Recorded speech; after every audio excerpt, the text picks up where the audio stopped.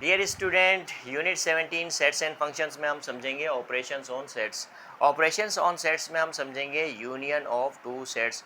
दो सेट्स का यूनियन क्या होता है, दो सेट्स का यूनियन किस तरह से किया जाता है, ये हम समझेंगे।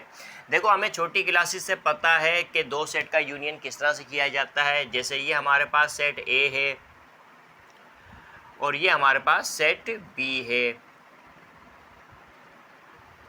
अब मैं इन दोनों सेट्स का यूनियन करता हूँ तो इन दोनों सेट का जो यूनियन होगा वो एक ऐसा सेट होगा जिसमें इन दोनों सेट्स के एलिमेंट कंबाइन करके तरतीब से लिखे जाएंगे, यानी कि 1 2 3 5 एंड 6। अब ये जो सेट है ये क्या है, हमारे पास ए यूनियन बी है। अब इस सेट में हम क्लियरली देख सकते हैं कि जो एलिमेंट्स हैं उनका ताल्लुक या तो सेट ए से है या सेट बी से है या दोनों सेटों से ताल्लुक है इस सेट के एलिमेंट्स का। अब देखो, यहाँ पर हम देखते हैं कि अगर हमारे पास सेट ए और सेट बी दो सेट्स हैं और इन दोनों सेटों का यूनियन एक ऐसा सेट होगा जिसमें या तो सेट ए के एलिमेंट्स होंगे या सेट बी के एलिमेंट्स होंगे या दोनों सेट से ताल्लुक़ रखने वाले एलिमेंट्स होंगे, तो ये जो सेट है हमारे पास ये दो सेटों का यूनियन कहलाएगा। तो उम्मीद है कि आपको दो सेट का यूनियन समझ में आया होगा। जैसे फॉर एग्ज़ाम्पल एक और एग्ज़ाम्पल ले लेते हैं हम यहाँ पर। जैसे ये हमारे पास सेट सी है और ये हमारे पास सेट डी है। अब मैं इन दोनों सेटों का यूनियन करता हूँ तो मेरे पास एक ऐसा सेट आएगा जिसमें जो एलिमेंट्स होंगे उनका ताल्लुक या तो सेट सी से होगा या सेट डी से होगा। ठीक है, अब दोनों सेट्स में कॉमन एलिमेंट तो कोई नहीं है, तो यहाँ पर हम देख सकते हैं दोनों सेट में कॉमन एलिमेंट मौजूद है, लेकिन यहाँ पे दोनों सेट्स में कॉमन एलिमेंट नहीं है।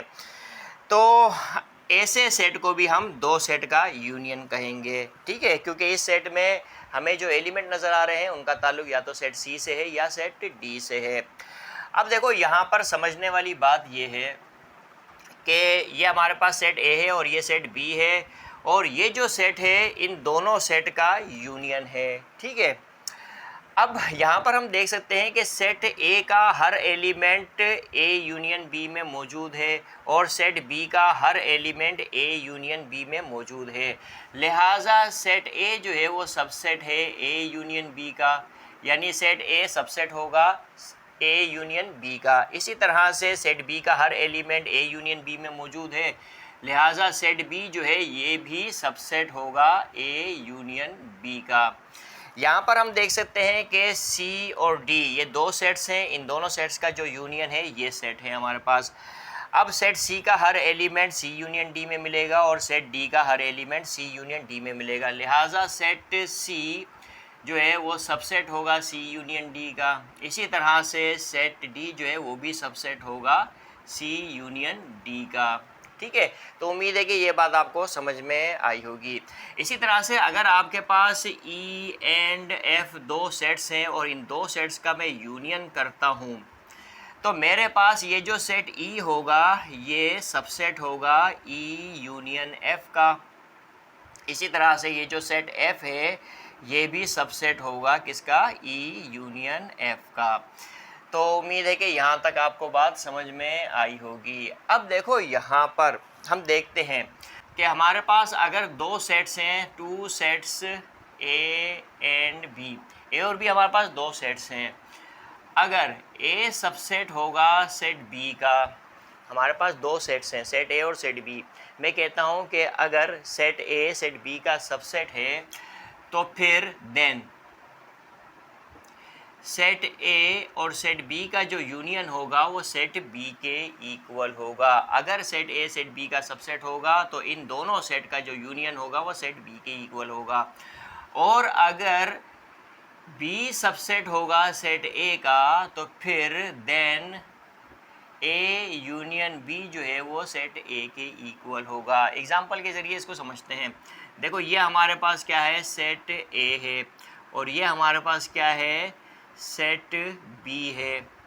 अब हम इन दोनों सेट्स का क्या करते हैं, यूनियन करते हैं। तो देखो यहाँ पर सेट ए सेट बी का सबसेट है, सेट ए का हर एलिमेंट सेट बी में मौजूद है, यानी ए सबसेट है बी का। अब इन दोनों सेट का हम यूनियन करते हैं तो हमारे पास किसके इक्वल रिजल्ट आएगा, सेट बी के इक्वल रिजल्ट आएगा।